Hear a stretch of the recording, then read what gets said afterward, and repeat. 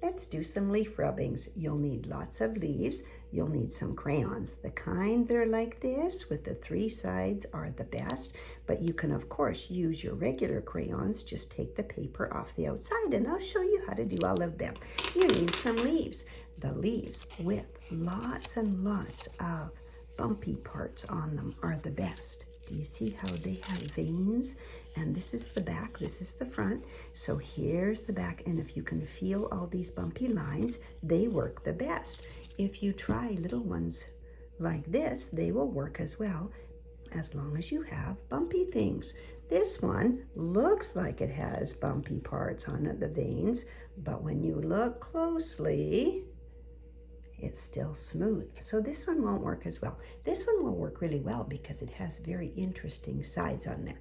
And then of course try things like the cedar, and it's bumpy as well. When you're working with these ones, it's beautiful on this side. It has lots and lots of veins on it.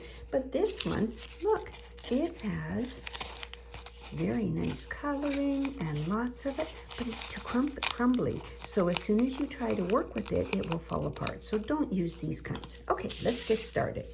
To do this, it's like a magic trick. You take your leaf, not the regular side up, turn it upside down, hide it under your paper somewhere. Feel where it is, and then take your crayon and rub gently side to side, and it's just like magic. Your leaf will appear on your paper. Pretty cool. You can move it to another spot and hide it and do it with a different color. You can feel where it is, and you can rub carefully, and it will come right out there, just like magic. Okay, let's try a different kind of leaf. Let's try, no, we're not going to do that one. It's too bumpy. Let's try this really cool cedar and see how it turns out. We're going to hide it over on this side. I'll use the blue because it will show up better. Look, it looks like it is all dotted, like dotted lines.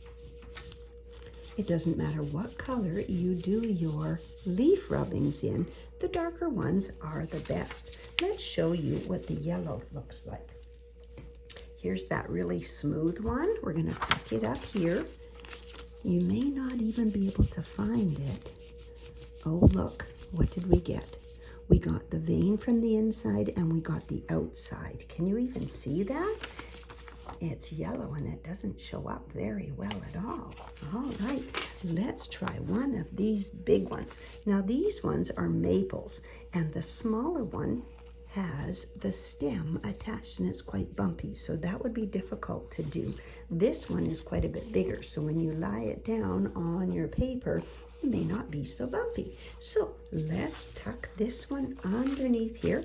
It doesn't matter that we've already got some of these. Sometimes when you overlap them, they look really cool. All right, you ready? Let's find that big maple leaf, and it will come out just like magic. Right out to the outside. Keep going until you find the edge of the leaf, and it doesn't matter if it goes over top of the blue. Your art project will look really cool just because it has all those really cool designs on it. So you fill your whole paper with lots of colors. Have fun doing leaf rubbings. Thanks for watching.